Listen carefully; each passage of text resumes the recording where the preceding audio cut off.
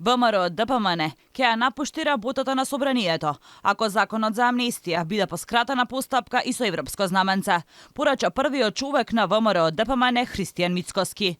Во својот говор на годишната конференција на Унијата на ветерани, тој испрати јасна порака дека ВМРО ДПМН ќе го блокира законот со кој криминалци и убијци ќе бидат пуштени на слобода, а ако власта, како што вели тој, пак ги злоупотреби своите овластувања, неговата партија ќе излезе од собранието.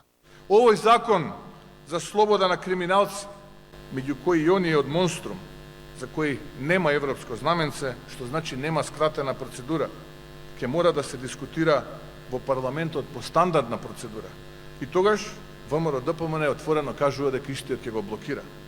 А ако решат да ги злоупотребат своите овластувања, како што тоа го направиле досега многу пати, и повторно злоупотребат скратена процедура и европско знаменце на овој закон, тогаш ќе побарам од извршниот комитет и Централниот комитет на ВМРО ДПМН поддршка за одлуката пратениците на ВМРО ДПМН и коалицијата да ја напуштат работата на парламентот.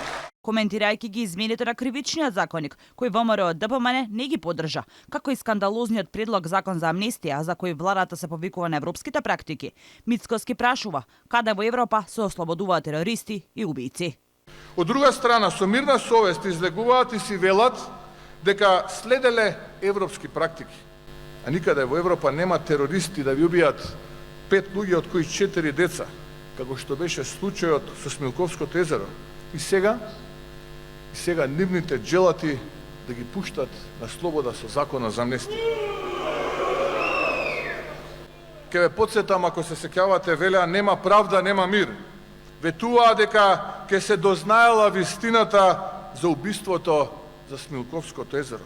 Организираа протести, заведуваа народ, ги лажеа родителите на настраданите, за да сега истите тие се борат за нивна слобода. Покрај горчливите теми за законите во собранието, лидерот на ВМРО ДПМН повторно го кажа својот став за уставните измени и уцените од Софија. Мицковски јасно порача дека нема да прифати диктати, помеѓу како што вели тој, корумпирани политичари и тесна група на луѓе. ВМРО ДПМН било е и ќе остане прозападна политичка партија и партија која припаѓа на македонскиот народ, порача тој. А мојата порака до меѓународната заедница е да не дозволите уштеднашка да бидете заложници на руските интереси, удоволувајќи на Бугарија за повторно да се обиде да го асимилира македонецот.